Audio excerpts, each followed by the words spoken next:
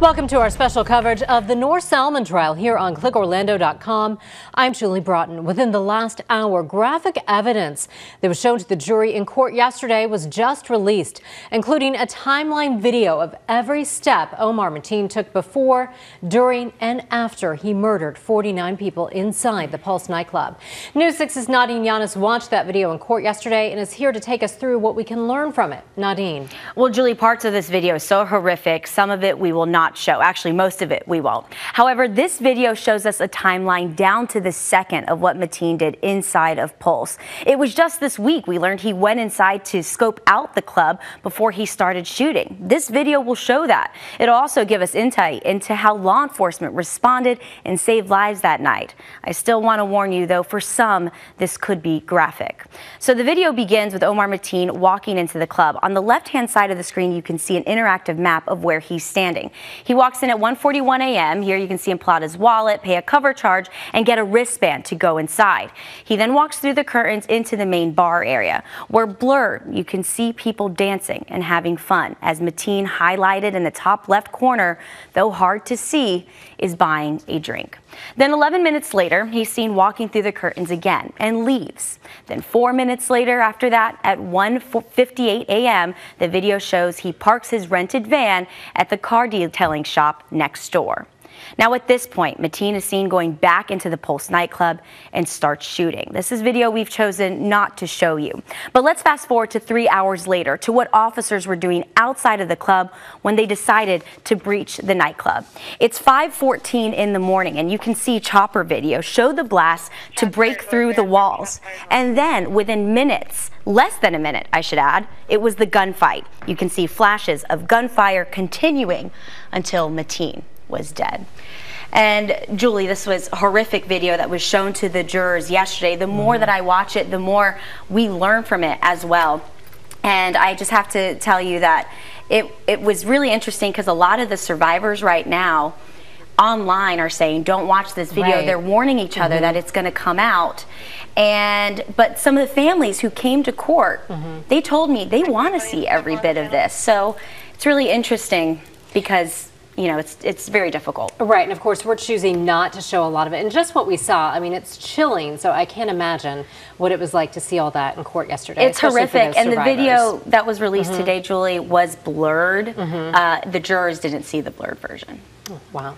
And joining us now is our legal expert, Whitney Boan. So why is it important for jurors to see video like this, do you think? Well, I don't know from the perspective of being a criminal defense attorney if I agree that it is important for them to see it. I can certainly understand why the government would want to put on evidence that they are required to put on in terms of showing that there was an act of terrorism, in order to be able to prove that element of the offense that Salman aided and abetted with an act of terrorism. In other words, they have to prove that it happened in order to prove that she aided and abetted with something.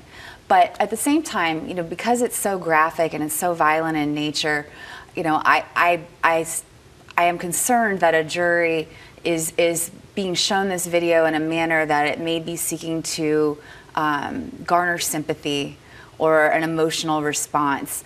I'm not saying that's what the government's doing, and even if it was what they were doing, that doesn't necessarily mean that there isn't evidence of this offense if they can prove that there is. But I certainly think that it's a very extreme way of putting forth that evidence when you have testimony from officers already in terms of what occurred here. And of course, Nadine, you were in the courtroom. What was Noor Salman's reaction while this was being shown? Well, it was interesting. It was silent in there as we were watching this video.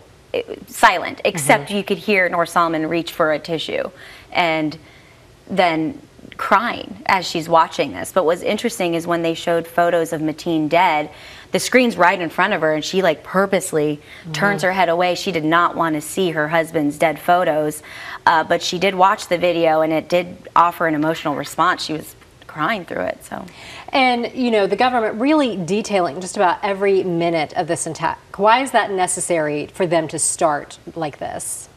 Again, I think that they're trying to, from their perspective, put on enough evidence that it's beyond a reasonable doubt that, that an act of terrorism occurred. In other words, they don't want to leave out certain details, so that then there's a question with the jury in terms of why didn't we receive all of the information timeline-wise and detail-wise about what happened, or there isn't a question even in terms of does this constitute a pre-planned act on Mateen's part. The pivotal issue at the end of the day, though, while we're dealing with this component part of the trial right now in the government's case, the pivotal issue is ultimately going to become whether or not Noor Salman aided and abetted with the offense in any material way or any part of the offense of terrorism that was committed by Omar Mateen.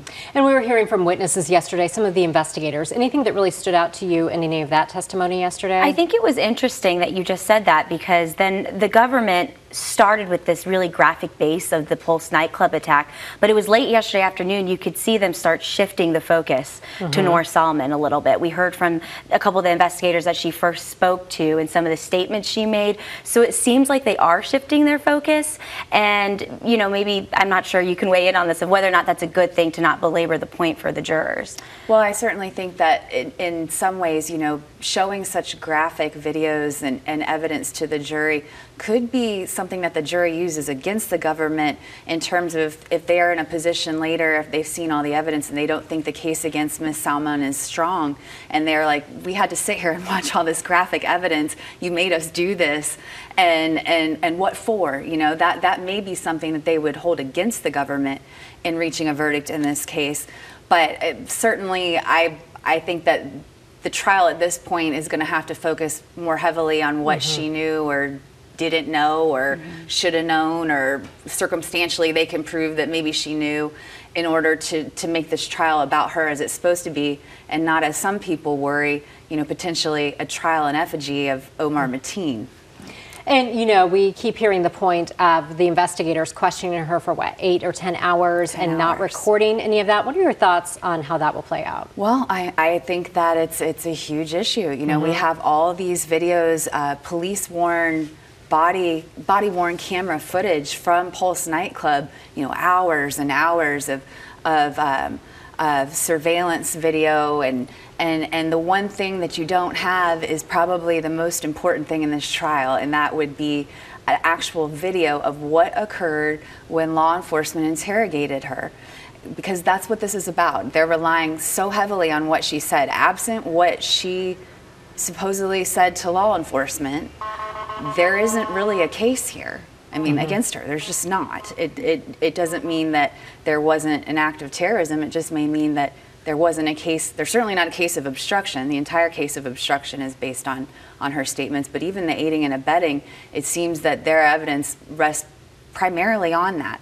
So it's huge that they didn't record it. It's huge that they didn't read her rights in terms of telling her she had the right to a lawyer, although the judge did not exclude her statement. He did not throw that evidence out on those grounds prior to trial when it was requested. It still can weigh on the jury's decision in terms of how much weight they should give this supposed statement that wasn't recorded, that they can't watch on a video, and that wasn't with her having the right to have counsel present. Yeah. And if I could add, yesterday afternoon was basically on some of the statements that she made to the investigators before that official 12-page written confession. She was just talking to investigators before her Miranda's rights were read. And the government is using this because she said statements like, "Are they taking me to Disney?" before they had even said anything about a shooting. She said, "My husband's safe with guns," before anyone told her about the shooting. Right. And also mentioning he even likes gay people. Right.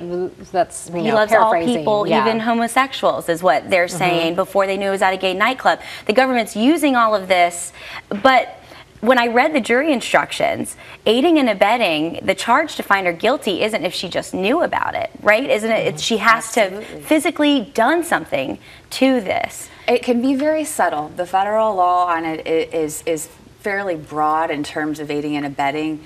In other words, she doesn't have to have you know, gone with him to the club at the time of the shooting. She doesn't have to have been involved in every material aspect of the offense, but she does have to have provided some material support or encouragement even that would amount to more than just being present when he bought a gun, you know, or being with him in Orlando When he came previously and was looking at Disney, even if in theory maybe he was looking at Disney for that reason, you know, in terms of planning an attack, if she didn't know that, or if she didn't do something to further it, knowing that as well, then no, she's not guilty of aiding and abetting. So it's a very nuanced law. But it's definitely more than just you knew that he might do something. You needed to know that he was going to do this and have done something to encourage him. And of course, court not in session today, but we'll be back in session Monday. Thank you so much, Thanks. legal analyst Whitney Boan, for joining us. And you will be back in the courtroom on Monday. So thank you for joining us here today. Thank you. And we will, of course, continue to have reporters in the courtroom throughout the trial. For full coverage, head to clickorlando.com/Noor Salman trial. Join us tonight at 6:30 for another discussion with News 6 anchor Lisa Bell, Nadine Yanis, and legal analyst Mark O'Mara. You can watch it right here on clickorlando.com. Thank you for joining us this afternoon. I'm Julie Broughton.